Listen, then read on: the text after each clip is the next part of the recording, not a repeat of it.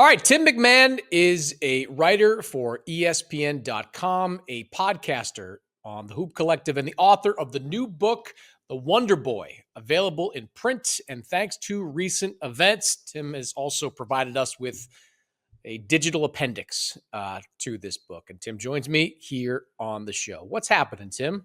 Howdy, partner. Appreciate you having me. Yeah, that little plot twist at the end came after the first run of books were printed. Hopefully, we'll get through that pretty quickly, and then you just get one whole package with that hard copy. But certainly a little twist at the end that I did not quite anticipate coming.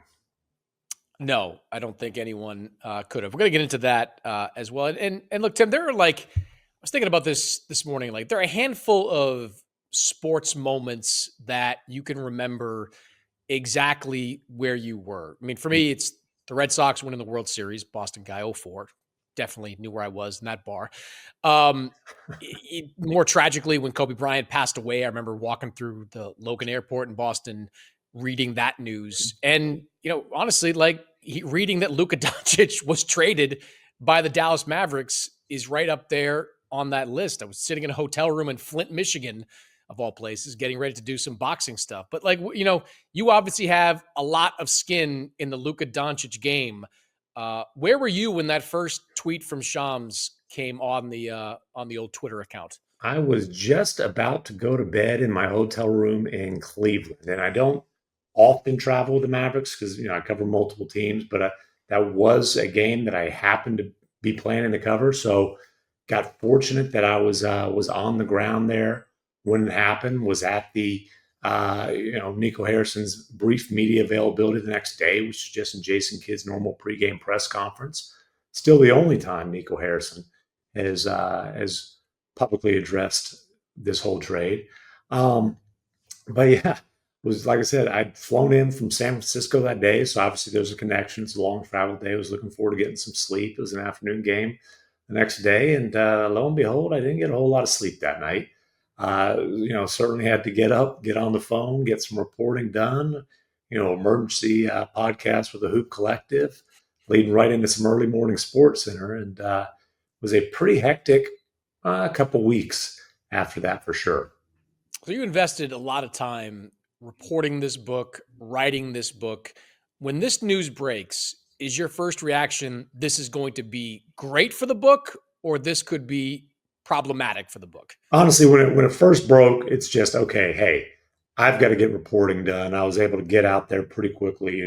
Obviously was able to get a hold of Nico Harrison, other people involved in this, was able to get out pretty quickly the Mavericks' reasoning for making the most shocking trade in NBA history. But I'd be lying if I said the book didn't cross my mind pretty quickly. And it was about 90 minutes. I went back and looked. About 90 minutes after the Shams broke the news, that I sent an email to people with the publishing company and to my book agent, basically saying, hey, we've got to meet ASAP.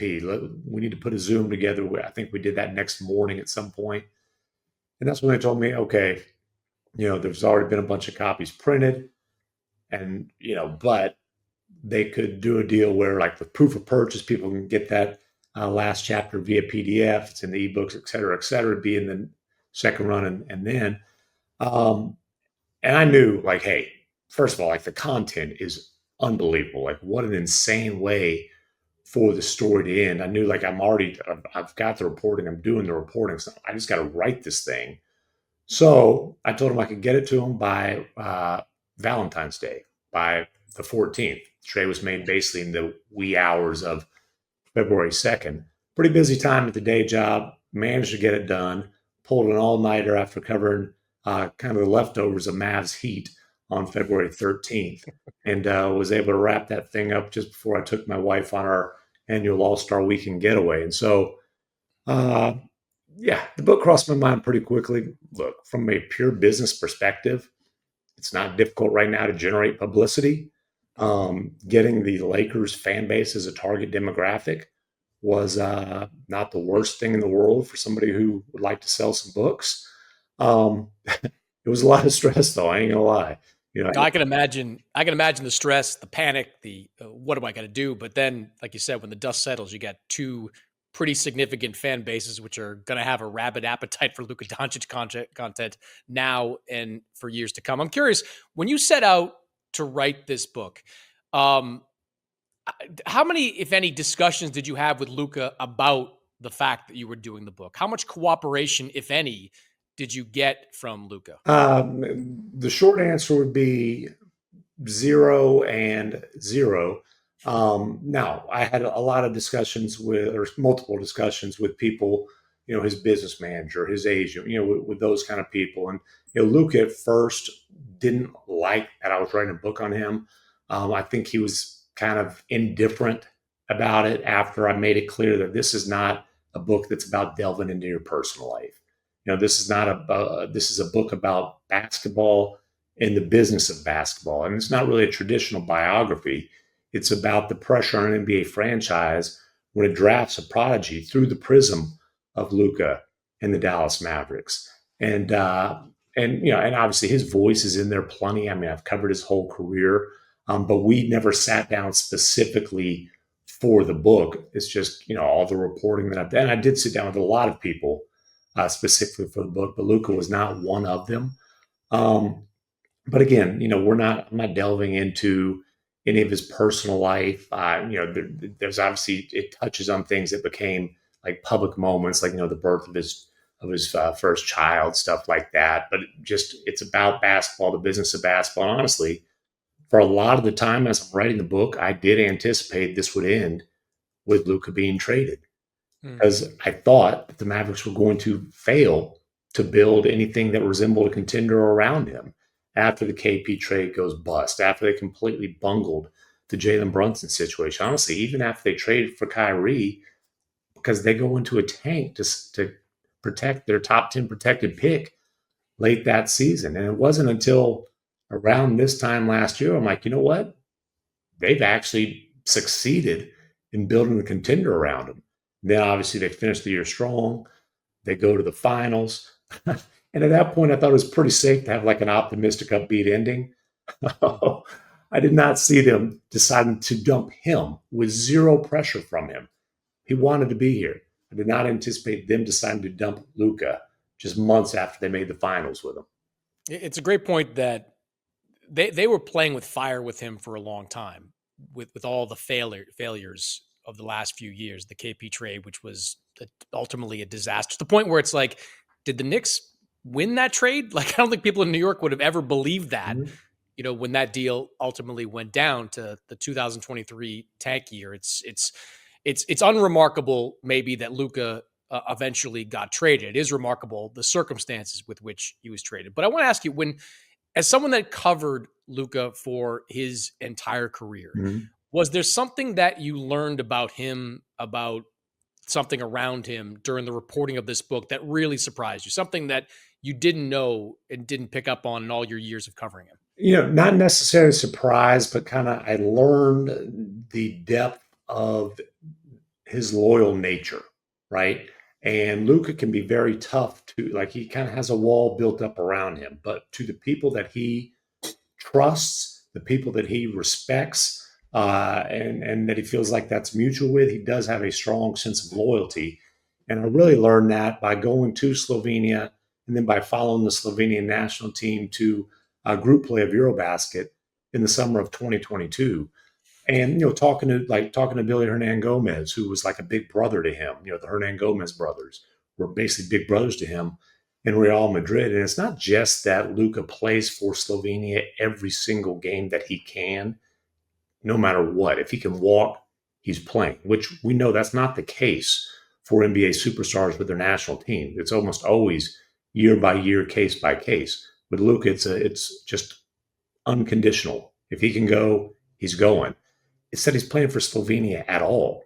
He did not have official national team experience before Eurobasket, when they won it with Goran Dragic. So he did have a Spanish passport. He has Serbian. He's of Serbian descent. He easily could have played for Spain, which is an established European and international power. He might have been able to play for Serbia. That one was a little bit more complicated. And there was all kinds of talk, especially in the Spanish media, about that possibility. But Billy Hernangomez was like, dude, that never even came up. He's Slovenian. He was going to play for Slovenia. Like that's his blood. That's his, that's where his loyalty lies.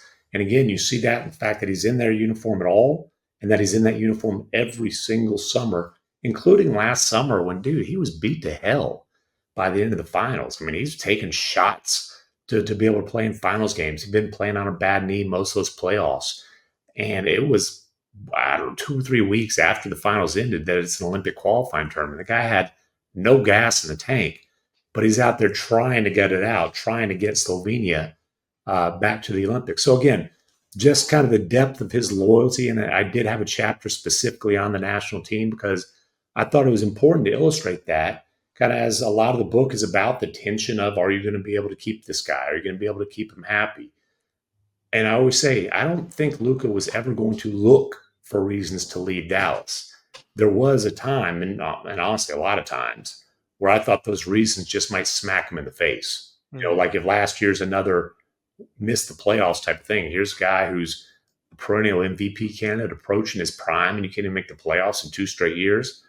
The reasons might have smacked him in the face, but that's not what happened. It was shocking that Dallas traded him. Maybe it wasn't shocking, might not be the right word for draft night, but him slipping past the teams that he did, going to number 3, being traded by the Atlanta Hawks was certainly surprising to some in that moment. I mean, a lot of people focus on, the Kings drafting Marvin Bagley over Luka, rightly so, one of the great whiffs by Vlade Divac in all-time draft history, but Phoenix also passing on him, maybe because DeAndre Ayton sells tickets. Atlanta trades him. There were obviously questions about him going into that draft, which is strange because looking back, this guy was the MVP of the EuroLeague. This wasn't Giannis beating up on like 30-year-old Greek B teamers. Like this was the EuroLeague. And honestly, he had been dominant against big-time NBA players in Eurobasket. Goran Dragic was MVP of that tournament, but Luka at 17 was the co-star of a championship team. And again, Slovenia is a tiny country, about 2 million and change. This is like if there's a tournament between American states and like Idaho wins it, just to kind of put it in perspective. And there he is, like, going head to head against Kristaps Porzingis in one of the elimination games and getting the best of him. All the other, there's a ton of NBA players in those games. He was the most accomplished European team prospect ever. And he was also pretty badly misevaluated. There were a lot of people who did not think Luka could be a primary ball handler. Now it's not like this ain't Joker getting drafted during a Taco Bell commercial in the second round. Just to be clear, right? He went 3rd, but people didn't think it could be a primary ball handler. One of the comps that I got at the time from a team that was high in the lottery was Hito Turkoglu. Yeah, he's going to be a good player. He might make an all-star team or two, but he's not going to be a superstar. He can't be like, the face of a franchise. He's not that kind of a guy. And the crazy thing is, you look at the teams that passed on him. Igor Kochetkov was just hired as the Suns' coach, the head coach. He was the Slovenian team's coach. Robert Sarver gave him 0 input in the draft process. He tried to give it, and it was, dismissed. No. This 7-footer everybody loves from Arizona, Robert Sarver's alma mater. Yeah. Who do you think sold more tickets in the NBA? DeAndre Ayton or Luka? And then Vlade, there's a lot of things there. And look, the intel was also what it was. Like the conditioning stuff that you hear about so much now, people were talking about that even before the draft. But Vlade was like, not a fit with Fox. He's not a star. Nah, Bagley's a better player and better fit is what Vlade said on draft night. And then the Hawks, they had it. Trey, Luka, Luka a little bit above, but they felt like getting that second lottery pick was more than worth moving down a couple spots. I guess my question on that is, you mentioned the questions about conditioning issues back then. Do you think there's a through line to the reasons that Luka slipped is the wrong word for a guy that goes 3rd, but didn't go number 1 overall, to the reasons that the Mavericks ultimately decided he wasn't worth that $250 million investment? Yes, and more than $250 million, almost 350, right? Yeah. But yes, there was no question about it. And hey, the conditioning concerns are legitimate. However, this was not like, well, if he would just ever get in shape or really commit, he could become a hell of a player. He's a 5-time first team All NBA selection, right? This is a guy who just came off of averaging 34, 10, and 9 and leading your team to the finals. A couple of years before, he led a completely different cast to the conference finals. This wasn't, there was no questions about his potential. It was proven. He had produced at the as high of a level as anybody his age, really, in the history of the game. Had he won a championship? No, but there's a very short list of players 25 or younger who've been the best player on a championship team. Very short. And in almost all of those cases, they had, a Hall of Fame running mate, which he did with Kyrie, but whatever. So yeah, all the conditioning stuff, those concerns are completely legitimate. But to me, the production really far outweighs those concerns because, again, it didn't stop him from being a 5-time first team All NBA selection. It didn't stop him from being a perennial MVP candidate. It didn't stop him from putting up stats. Last year, both regular season and playoffs, he accomplished things from a statistical perspective that had never been done in NBA history. And so that's where it's really hard to wrap your mind around it is, okay, I get it. And yeah, the weight fluctuates. And, okay, yeah, the multiple calf strains to the same calf. These are concerning, but damn, this dude had proven himself as one of the top 3 or 4 players without question in the NBA. And you dumped him before he hit what should be his prime years. The criticism of Luka's conditioning predates the months before the trade, probably even predates Nico Harrison. Like it's been there from the very beginning. It predates his arrival in the NBA. Yes. Yeah, it goes back a long way. What I struggled to wrap my head around, I think a lot of people in the league struggled as well, is how does the finals appearance and the way he played in the postseason not wipe all that away? Like how do we get from Luka Doncic powering your team to the NBA Finals, getting them within 3 wins of winning a championship? And look, it wasn't a competitive series against Boston, but right. I mean, like when I make a list of the reasons the Mavericks lost that series, I don't put Luka's defense as like top 5 in that list. There were a lot of reasons, like third scorer, a bunch of other things. And Kyrie didn't have a good series. Kyrie let Boston get into his head the first couple of games, and that was the ball game, there. So, how do we get?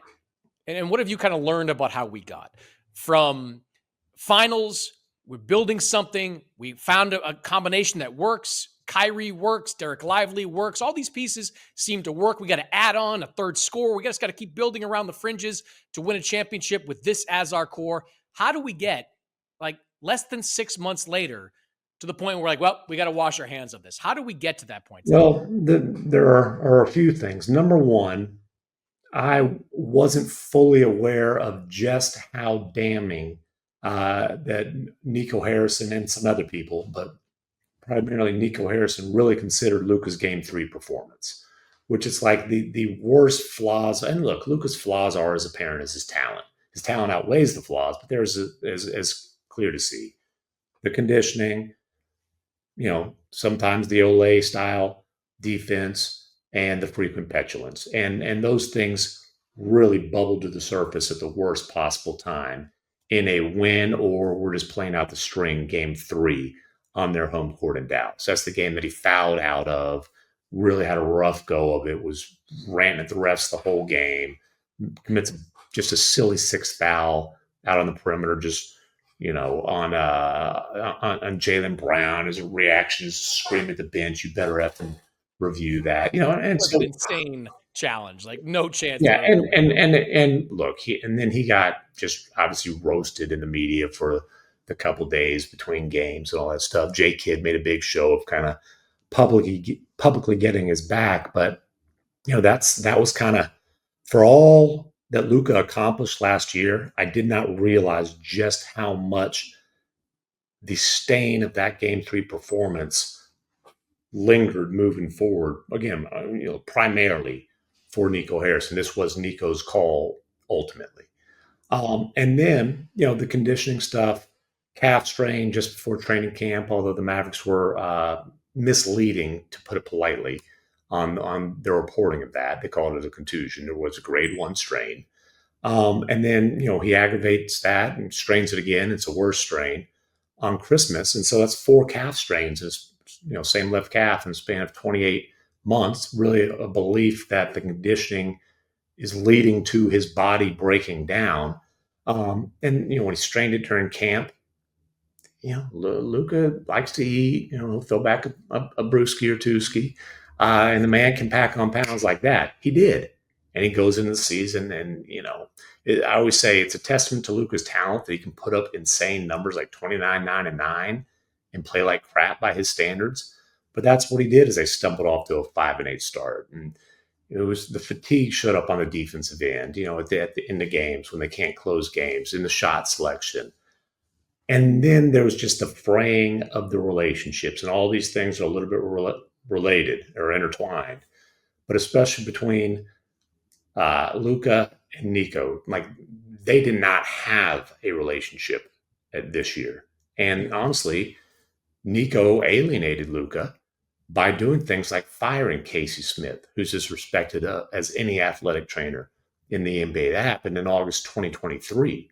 I thought it was going to really hit the fan last year. It didn't, but it plays in everything that happened. By firing Jeremy Holsopple, their strength coach, after the finals, Casey Spangler, their longtime manual therapist, massage guy, after the finals. These are all people who were inner circle people for Luka. And I talked about Luka's loyalty. These are people he was loyal to. They were with the Mavericks before him. They helped him make this cultural transition, this massive cultural transition as a teenager from Europe who didn't know where the hell Texas was, to not only America, but to the NBA. And these were his people. He didn't just like them. He didn't just know them. He trusted them. He respected them. These were his friends. And Nico fired them, replaced them with people around the organization known as Nico's guys. And yeah, there was going to be some alienation there. And it got to a point where the communication between Luka and Nico was minimal, if any. And the communication between, the Mavs front office and really the Mavs medical staff and Luka's people, his body team, the other people, was tense and not very productive. The other part of this is the deal itself. And historically, when we see a star player go on the trade market, maybe it's not public in the way that like Carmelo Anthony was public back in the day when the Nets and Knicks were going after him. But teams know when a guy is available and they can place a bid. The Mavericks never took that step. And a lot of that, as you've noted, is because of the relationship between Nico Harrison and Rob Pelinka, the relationship between Nico Harrison and Kobe from back in the day, from his years with Nike. I'm going to, it's an impossible hypothetical, but if Mitch Kupchak was running the Lakers and Rob Pelinka was running the Hornets, do you think that Luka Doncic would be traded to the Lakers? So I'm going to say yes, and because the one relationship that we left out was Nico Harrison and Anthony Davis. So, when you talk about Nico's long run as an executive at Nike, obviously Kobe was his number one guy, and like he was tighter with Kobe than anybody, but AD is probably second on that list. So it got to a point, and by the way, AD also was extremely tight with Jay Kidd, who won an assistant with AD, in the bubble with the Lakers. So it wasn't just Nico saying, hey, we're getting out of the Luka business. It was, we're dumping Luka and we're getting my guy AD. So I think that was as important as the long relationship and trust that he had in Rob Pelinka. But yeah, they kind of vaguely sniffed around Anthony Edwards and Giannis, but it was kind of like, could you ever imagine doing like a star for star type of deal, without even like mentioning Luka's name, right? They negotiated with one team, the Lakers, and Nico was honestly very proud of how quiet they kept it, how top secret they kept it. And he did that because he didn't want to deal with the circus of the fan backlash in advance. All he did was delay that. And he felt like, he had to blindside not just Luka, but more importantly, Bill Duffy, as you know, one of the most respected agents in the game. And so what Nico did though, was he basically took away any leverage that he might have. Where Pelinka convinced him, well, hey, I can't give you this 2031 pick, like 2030 swap. I got to keep those in my pocket. Like, don't connect. Like, I can't give you it all if I can't talk to Duffy. Who knows? Like, the Lakers really have a tough time, keeping players. It's really hard to get guys to re-sign in Los Angeles for max money. Exactly. Obviously, stripping the Supermax away, the Lakers don't have the massive financial advantage. Although I think like Jordan Brand and some other Luka sponsors aren't too sad about this trade. They'll figure it out. Yeah. But and Nico convinced Patrick Dumont, who is about a year into owning the franchise, to being the governor of the franchise, that a Supermax deal for Luka Doncic would be an awful investment. And the reason was the body's going to break down, the culture stuff that, they've talked about publicly, which I appreciated because, like, folks, I'm not making stuff up. This is the reasoning, like I have decent sources here. I just think that is such flawed logic because to me, if you are going to trade a guy like this, first of all, nobody of this talent at this point in their career has ever been traded unless they forced it, unless they put the proverbial gun to the franchise's head and said, hey, I'm not re-signing. Get something for me now or get nothing for me later. That wasn't the case here. Luka was 1,000% signing that Supermax this summer. He was about to close on his forever home in Dallas, his American forever home. He lost the earnest money. Not that he's, we don't need to cry for him financially, but that's how committed he was. But like, dude, if you want to trade one of these guys, you want to have them locked up long term. So it doesn't matter where he wants to go. Ask Damian Lillard how much leverage you have as a player if you've got 4 years guaranteed left on your contract. How many teams were on Damian Lillard's list of preferred destinations? One. And he got the MI, but instead of MIA, it's MIL. He's a long way from South Beach, and it didn't matter. The Blazers had the leverage in those discussions because they had the guy under a long-term deal. So to me, not going through the Supermax for Luka this summer, which you had to play out this season, and then you would have had to wait another year. And if you still feel that way in a year and a half, you can put him on the up to the highest bidder, have probably the most insane bidding war in NBA history. Instead, you're top secret and deflating your leverage. So I just think trading a generational talent like this is always, like, I might say always because it doesn't happen. It's an extremely controversial, highly questionable move. But the process was, to me, just an extremely flawed approach if you're going to do something this drastic. It should have fetched the greatest trade haul in NBA history. It may be in sports history, a Herschel Walker-esque trade package for a player of that caliber. And you're right, you sign him to a long-term deal, that's only going to make him more appealing to an Oklahoma City if they could get in the bidding, or a Houston if they could get in the bidding. Teams with assets and young players and all the kind of fancy things that would help this team retool, rebuild on the fly if they wanted to. The Cuban part of all this, Tim, is truly fascinating to me. Like, Cuban still owns roughly a third of the franchise? 27%. Yeah. So he's still got a good chunk of the team.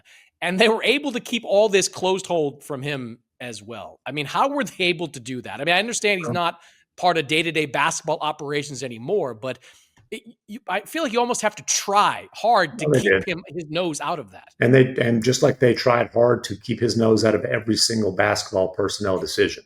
I mean, seriously, Cuban very publicly made a big deal about, I'm still in charge of basketball operations, when he sold the majority share of the team. Now, what he'll tell you now is that was kind of the gentleman's agreement. and they backed out of it. And the NBA wouldn't let me put it in the contract. I don't know if that's true. With Cuban, you've always got to. I wish I could have like a polygraph in my pocket with him, and with also a lot of other people. I don't know if what he's saying now is the actual truth, or if he was just completely full of it, or if he was trying to speak something into existence with the I'm in control of basketball operations. All I know is from the time the ink was dry on his deal to sell to the Adelson and Dumont families, like he was out, and Nico was in total control. And Nico, guy who came up in corporate America, he managed up, he earned the trust and belief of Patrick Dumont, the governor. And look, he had a good trade deadline last year to get the final pieces to build a contender around this generational superstar, and not at a minimal cost. You look, they're now out 27 through 30 in first round capital in terms of their own control. Gave up a 2028 swap to get Gafford, the Oklahoma City Thunder, so they could get one of the Thunder's picks to throw at the Wizards, and gave up a 2027 top 2 protected to Charlotte to get PJ Washington. They're already out 29 for Kyrie. That's now in possession of the Houston Rockets. And they're out 30 as a swap to the Spurs to facilitate the Grant Williams sign and trade. So Nico didn't have a perfect run, but he succeeded in building that finals team, that supporting cast that's good enough to get to the finals, and had the full trust and belief and confidence of Dumont. And they are very proud of the fact that Cuban's got zero juice. Cuban has no more say than any other rich dude who's got a courtside season ticket. And Cuban got about a 5-minute heads up that this was happening, tried to talk Nico out of it. It was too late. And he got a phone call after the fact from Dumont that lasted for about 2 minutes. So, look, if Cuban's in control, there is a 0% chance that this is even a discussion. And honestly, like if Nico would have gone to Cuban saying we should trade Luka, I think it might have been a fireable offense. For the 5.5 years Cuban had full control of the franchise after Luka was drafted, the franchise's number one priority was kissing Luka's butt. And I would say that was a sound strategy. Not always perfectly executed, because, part of kissing his butt is putting the right pieces around him. And there was certainly some whiffs there. But they went from prioritizing kissing his butt, doing everything possible to keeping him happy, to stabbing him in the back and shipping him off completely blindsided in the middle of the night on a Saturday before the trade deadline. Cuban started out pretty quiet after the trade, and now he has proceeded to throw Molotov cocktails at the team over and over again. Gut feeling as someone that's covered the team for a long time, do you think he's part of the ownership group in a year? So there's like some contractual clause where they have the option to buy another 20%. I know like Cuban's still a hardcore Mavs fan. I just know he's frustrated as hell because, just having no say and feeling like this franchise is just completely gotten away from him. So I don't know. That's a good question. Selling all of his share of it would mean giving up those courtside season tickets that are right next to the bench. It means he can't eavesdrop on the huddle anymore. Not traveling to road games because the NBA won't let him sit in the second row of the bench. That's stung him too, by the way. And by the way, Cuban's not the only massive part of recent Mavericks history who's kind of been pushed out. So is Dirk. When they fired Casey Smith, Dirk's like, damn, I'm not involved in this stuff anymore. Dirk's a Mavericks fan, but where was he when Luka was making his debut for the Lakers? He's there supporting his buddy Luka. Dirk was also completely blindsided by this and not happy. He's made that clear.